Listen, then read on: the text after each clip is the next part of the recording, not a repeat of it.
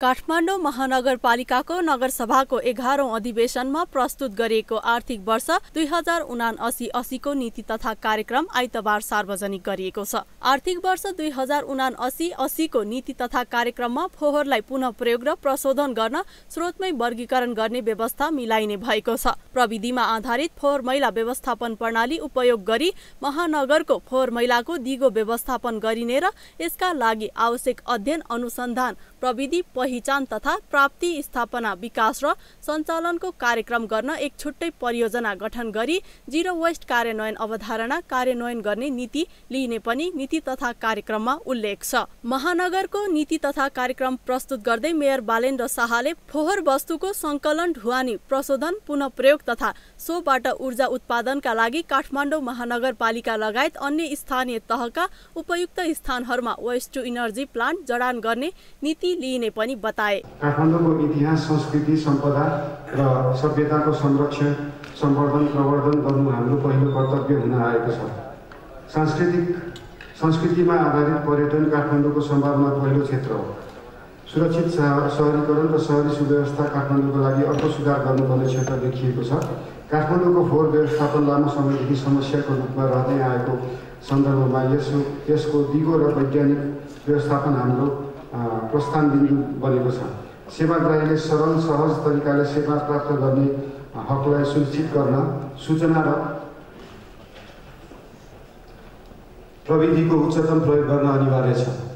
स्वच्छ सफा हरियाली युक्त पर्यावरण विकास गरी काठमाडौँलाई बस्न योग्य सहर बनाउने हाम्रो ध्येय रहेको छ। आन्तरिक सुशासन र सबल प्रशासनको विकासबाट हामीले अख्तियार गरेको नीति तथा कार्यक्रमको प्रारम्भिक कार्यान्वयन हुने भएकाले यो नीति तथा कार्यक्रम त्यसतर्फ नै निर्देशित रहेको छ। जनतासँग प्रत्यक्ष सम्बन्ध र सम्पर्क रहने वडा कार्यालयको क्षमता विकास स्रोत साधनमा वृद्धि र प्रणालीको विकास गर्ने नीति अवलम्बन गर्न प्रस्ताव गरिएको छ।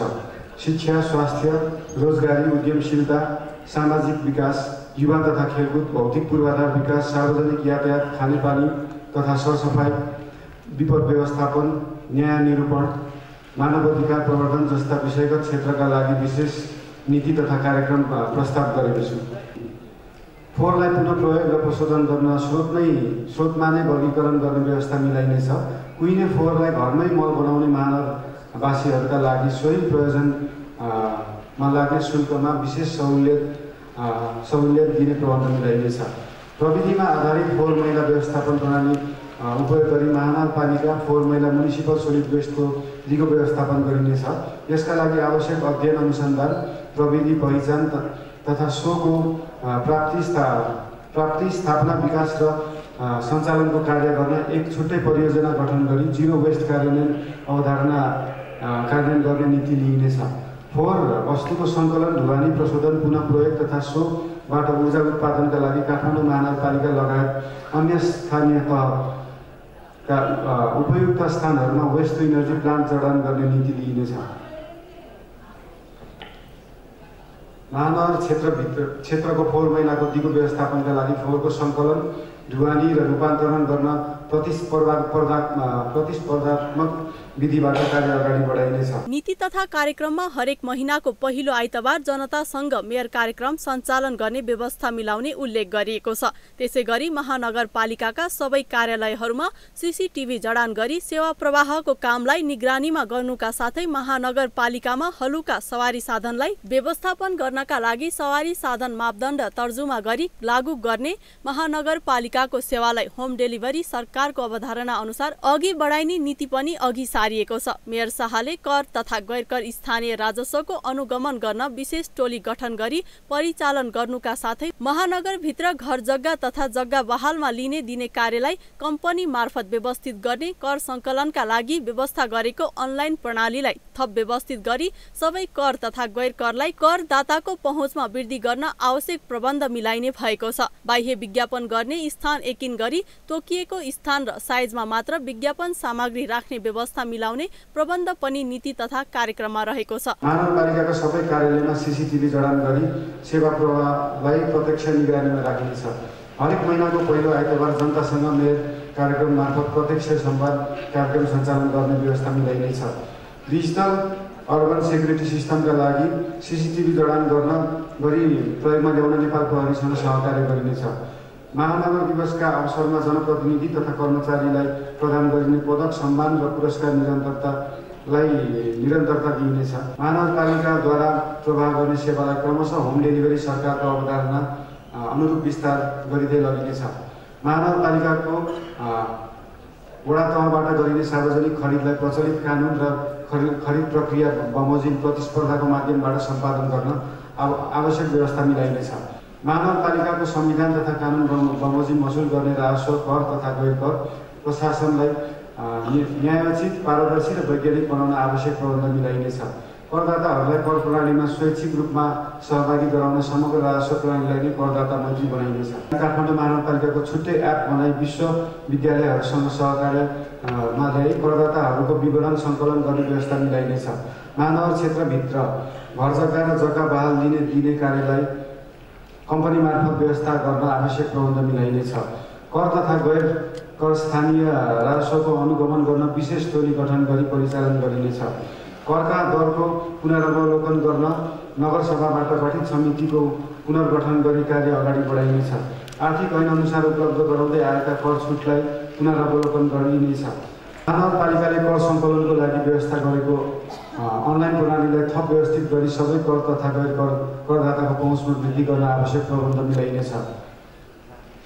बाह्य विज्ञापन गर्ने स्थान यकिन गरी तोकिएको स्थान र साइजमा मात्र विज्ञापन सामग्री राख्ने व्यवस्था मिलाइनेछ। साबिकमा रहेका विज्ञापन सामग्रीलाई तोकिएको स्थानमा स्थानान्तरण गर्न आवश्यक प्रबन्ध मिलाइनेछ। राजस्व प्रशासनमा कार्य सम्पादनमा आधारित रही प्रोत्साहन प्रणाली लागू गरिनेछ। महानगरपालिका क्षेत्रभित्र आवासीय प्रयोजनका लागि निर्माण भएका बहुतल्ले भवन प्रयोग गर्ने करदाताहरूबाट लिँदै आइरहेको सम्पत्ति करमा पुनरावलोकन गरिनेछ।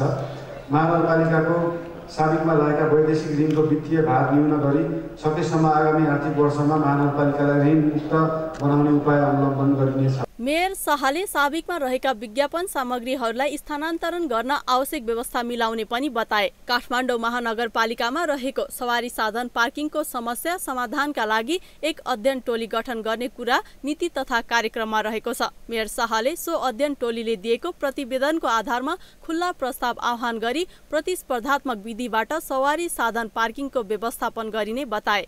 बढ्दो सवारी चापलाई मध्यनजर गरी महानगरपालिकाको वडा नम्बर 11मा रहेको खुल्ला मनसँगैको जग्गामा रिभर्स बोरिङ सहितको भूमिगत पार्किङका लागि आवश्यक पूर्वाधारको निर्माण गर्न सम्भाव्यता अध्ययन गरिने कुरा पनि नीति तथा कार्यक्रममा प्रस्ताव गरिएको छ। मेयर शाहले फुटपाथमा पसल राख्ने कार्यलाई निषेध गर्न निश्चित स्थान र समय तोकी बजार व्यवस्थापन गर्ने बताए। दरबार हाई स्कुललाई राष्ट्रिय स्तरको नमुना विद्यालयको रूपमा सञ्चालन गर्न आवश्यक प्रबन्ध मिलाइनेछ। वडा स्तरीय सामुदायिक सिकाइ केन्द्र कम्युनिटी लर्निङ सेन्टर मार्फत अनौपचारिक शिक्षा र सिप विकास प्रवर्धन गर्ने कार्यक्रमहरू सञ्चालन गर्ने नीति ल्याइनेछ। सामुदायिक विद्यालयहरूमा अध्ययनरत विद्यार्थीहरूको नियमित स्वास्थ्य जाँच, प्राथमिक उपचार, स्वास्थ्य सचेतनाका लागि महानगरका शहरी स्वास्थ्य केन्द्रहरूमा कार्यरत स्वास्थ्य कर्मीहरू परिचालन गरिनेछ। आवासीय संस्थागत विद्यालयमा कम्तीमा 1 जना चिकित्सक र सम्भावित विपद जोखिम न्यूनीकरणका लागि अग्नि नियन्त्रक उपकरण जडान गर्न आवश्यक प्रबन्ध मिलाइनेछ। स्वास्थ्य सम्बन्धी नीति। स्वास्थ्य सेवाको गुणस्तर र पहुँच अभिवृद्धि गर्न महानगर जनस्वास्थ्य ऐन जारी गरिनेछ। महानगरवासीको स्वास्थ्य सेवा प्रवर्धन गर्न शहरी स्वास्थ्य क्लिनिकहरूलाई स्तरोन्नति गरी शहरी स्वास्थ्य केन्द्रमा रूपान्तरण गरिनेछ। महानगरपालिकाले स्थानीय समुदायलाई करेसाबारी, कौसीबारी तथा भर्टिकल गार्डनका लागि प्रोत्साहन गर्ने नीति पनि लिने भएको छ। महानगरवासीलाई सर्वसुलभ तवरले तरकारी फलफुलहरूको आपूर्ति गर्ने व्यवस्थाका लागि शीत भण्डारको व्यवस्था गर्ने यस वर्षको नीति तथा कार्यक्रममा समावेश गरिएको छ। मेयर शाहले महानगरपालिका भित्रिने खाद्य वस्तुको गुणस्तर परीक्षणको पनि व्यवस्था मिलाउने बताए। त्यसैगरी दरबार हाई स्कुललाई राष्ट्रिय स्तरको नमुना विद्यालयको रूपमा सञ्चालन गर्नुका साथै सामुदायिक विद्यालयहरूमा नियमित स्वास्थ्य परीक्षण गर्ने कुरा पनि नीति तथा कार्यक्रममा आएको छ। आवासीय विद्यालयहरूमा कम्तीमा 1 जना चिकित्सक र सम्भावित विपद जोखिम न्यूनीकरणका लागि अग्नि नियन्त्रण उपकरण जडान गर्न आवश्यक प्रबन्ध मिलाइने भएको छ। काठमाडौँलाई व्यवस्थित गर्ने, पुरातात्विक सम्पदाको संरक्षण गर्ने, पूर्वाधार एम्बुलेन्स सञ्चालनलाई विस्तार गर्ने, ज्येष्ठ नागरिकलाई घरमै गएर स्वास्थ्य परीक्षण गर्ने नीति तथा कार्यक्रममा जोड दिएको छ। यस्तै काठमाडौँको बढ्दो सवारी साधन र पार्किङ समस्यालाई मध्यनजर गर्दै